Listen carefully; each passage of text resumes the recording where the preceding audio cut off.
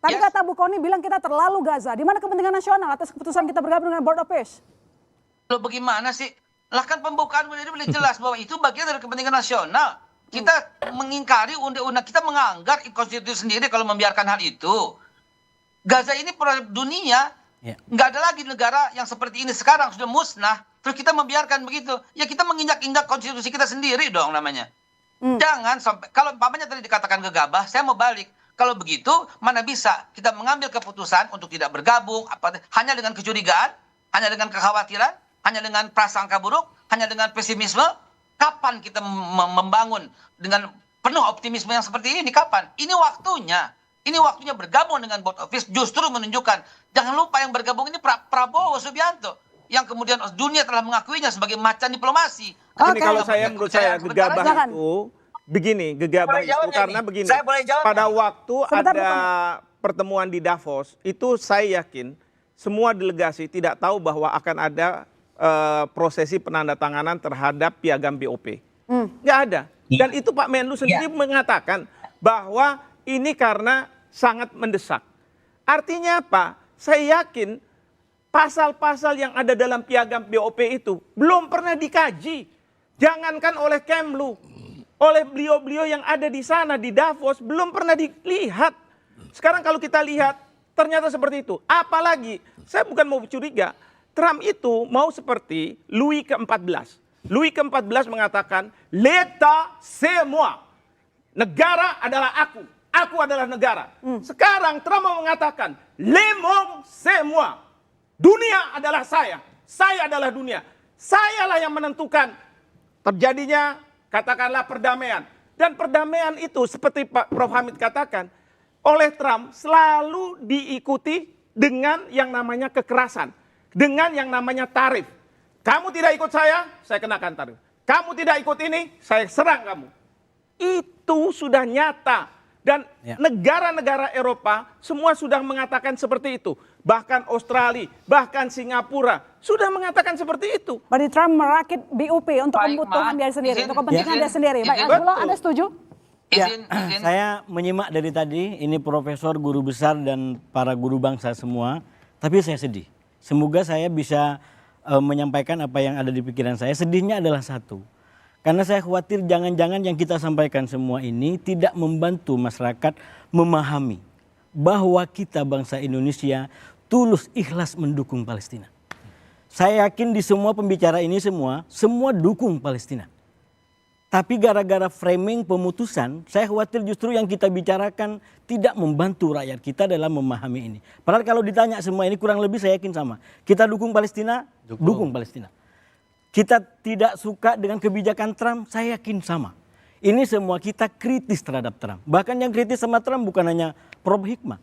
Orang selevel Thomas Friedman yang orang Amerika sendiri itu dengan kritis menyebut Trump sebagai pemimpin yang narsis.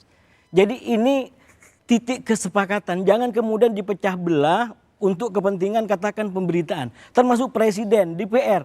Walaupun atas nama kemajmukan bangsa kita, saya yakin ada berapa persen yang mendukung Israel.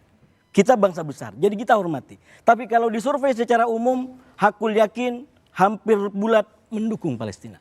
Kalau ditanya, apakah dengan begini masih mendukung Palestina? Itu pertanyaan jebakan. Yang kalau tidak dijawab dengan tuntas, menggiring masyarakat seakan-akan kita tidak dukung Palestina. Pertanyaan pertama tadi, di mana orang Palestina dalam konsep ini? Jangan lupa Dewan Perdamaian yang dibuat Trump ini. Saya bicara Trump bukan saya suka sama Trump. Catatan kritis saya adalah saya bilang kita tidak suka dengan kebijakan dan pernyataan Trump. Bahkan kita mengutuk yang dilakukan Trump di Venezuela. Kita mengecam yang rencana dilakukan di Greenland. Tapi atas nama pengawat Palestina kita semua sepakat. Terima kasih sama Trump yang minimal proposalnya membuat gencatan senjata itu tercapai, Prof. Dan darah kematian berhenti semenjak 10 Oktober. Minimal kalau dibandingkan dengan sebelumnya. Sebentar, kalau ditanyakan apakah ada orang Palestina? Ada, yaitu di Dewan Komite Rekonsiliasi Nasional Gaza. 15 orang. Jadi makanya ini benar bukunya udah kasih jawaban. Ini gara-gara menjadi masalah dipotong sana sini. Satu, konsep belum jelas. Konsep belum jelas, mohon maaf Prof ya. Saya masuk ke Prof. Prof sudah ambil kesimpulan ini akan mengarah kepada PBB. Mari kita buka. bagaimana proses pembentukan PBB?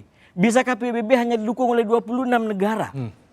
Ya, Bisakah kalau misalnya PBB itu Prancis, Presiden Macron yang mengatakan, saya hanya mengutip bahwa Betul. Macron mengatakan kami tidak mau bergabung karena ini bertentangan Itu dengan betul. ide Betul. dari Dewan Keamanan PBB. Itu betul, tapi kalau dikaji secara teks, di mana di pasal itu yang menyatakan ini akan menjadi pengganti PBB. Saya ingin mengatakan, kata Bu Kony tadi, ini semua draft belum jelas, tapi kita berkonklusi masing-masing. Enggak, draft sudah jelas, kan saya sudah jelaskan, saya sudah baca piagamnya. Saya nggak tahu kalau misalnya teman-teman yang berkomentar itu sudah baca belum? Bandingkan dengan resolusi Dewan Keamanan PBB yang berkaitan dengan 20 prinsip poin dari Trump. Dan itu 20 poin itu ada di dalam aneks, di dalam resolusi ini. Nah kalau kita gabungkan gini, saya ini sebagai ahli hukum, saya harus bicara soal pasal. Boleh. Nggak mungkin saya nggak bicara Prof. pasal, saya nggak bicara dari ngawang sana ngawang sini. Maka pada waktu Bapak Presiden tanda tangan, saya segera mencari mana itu piagamnya. Karena saya ingin tahu Prof, seperti apa ceritanya, mohon maaf. strukturnya. Saya masuk. Saya juga sama. Kalau ternyata ini akan menjadi pengganti PBB, mundur. Karena pertama itu tidak sesuai dengan mandat pembentukan ini. Jangan lupa, Dewan Perdamaian lahir dari mandat Dewan Keamanan PBB 2803. Itu Tapi kan dibajak. Tadi kan Ibu Gina udah mengatakan namanya sama. Saya bilang gini sama mahasiswa saya. 1 minggu berapa hari? 7. Saya bilang brengsek kamu. Kenapa? Tanya dulu hari kerja atau hari kalender. Karena ada 2 penafsiran. Sama seperti BOP. Kita bisa bicara BOP. Antara resolusi Dewan Keamanan PBB dengan piagam setelah kita bandingkan. Beda itu. Ya, saya sekali lagi menghormati perbedaannya. Tapi sekali lagi di catatan saya, ini menjadi masalah di antara kita karena tadi konsepnya belum jelas, kita sudah berkonklusi masing-masing. Justru yang kedua soal Palestina. Karena kalau Anda anggap sebagai belum jelas, kenapa harus masuk? Ini masuk dalam dalam badan yang tidak jelas, uncertain. Lagi pula kalau dibaca lagi, adakah di situ disebutkan tentang kemerdekaan Palestina? Padahal yang harus diperjuangkan sesuai dengan mandat konstitusi pembukaan Undang-Undang Dasar 45 itulah kemerdekaan. Kalau ini peace, ini tidak mungkin peace itu tanpa justice. Tidak mungkin peace itu kalau tidak merdeka. Mereka orang Gaza dikasih makan, kemudian Gaza dibikin Riviera the Middle East, banyak hotel dan sebagainya untuk dikenyangkan, tapi tidak merdeka. Jadi sebetulnya BOP itu tidak menyelesaikan masalah. Kenapa kita harus masuk kepada situasi, kepada badan yang bermasalah? Tadi sudah jelas, cacatnya banyak. Jadi menurut saya, kalau bahasa MUI, itu masuk di situasi yang tidak jelas, itu berdosa. Harus jelas dulu. Nah ini dilemanya. Jadi Pak Sadam, apa kira-kira dalam untuk konteks ini apa politik kira-kira internasional sebaiknya tidak membawa terminologi dosa dan tidak dosa. Tapi begini. Saya udah bilang singkat saja. Yang pertama adalah di 25 negara tersebut. Baik. Jadi kira-kira pertanyaan saya berikutnya nanti, apa untung ruginya Indonesia bergabung dengan BOP? Nanti dijawab Mas, boleh lihat sekali kembali.